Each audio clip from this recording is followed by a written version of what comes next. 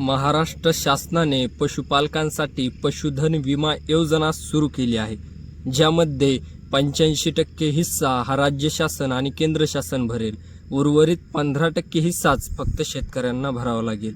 ही योजना नेमकी काय आहे आणि कशा पद्धतीने शासन राबवत आहे हे सगळं सविस्तर बघूया चला. जर सर्वसामान्य शेतकऱ्यांना हा विमा काढायचा असेल तर याच्यामध्ये कंपनीचा दर हा 4.30% आहे, पण शेतकऱ्यांना याच्यामधील फक्त 15%च हिस्सा हा भरायचा आहे. जो उर्वरित 85% आहे तो शासन भरेल.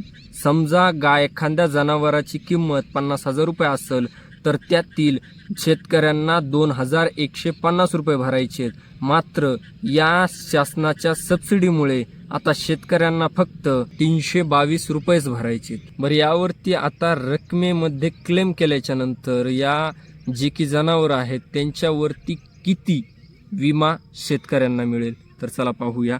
दुभती गाय कमाल 70,000 रुपयापर्यंत त्यांना शेतकऱ्यांना विमा मिळणार.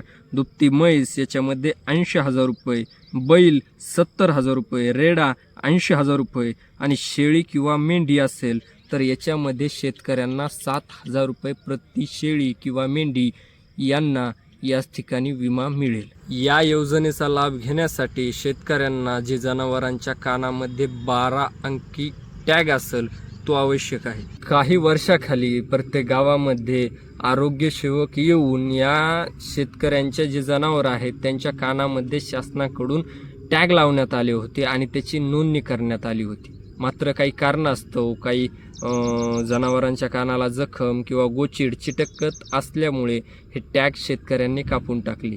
कापून टाकलेले टॅग हे घरी कोणी ठेवले पण कोणी याचा फायदा नाही म्हणून फेकून दिले. त्या संदर्भामध्ये आता या विमा काढताना हा टॅग खूप महत्त्वाचा ठरत आहे. हा बिल्ला जर तुमच्याजवळ नसेल तर तुम्हाला विमा काढता येणार नाही आणि पुढे तुम्ही विमा काढा कसा बसा तर याच्या क्लेमसाठी हा बिल्ला महत्त्वाचा आहे. यामध्ये एक 8 नियम घातलेला आहे की नो बिल्ला नो क्लेम.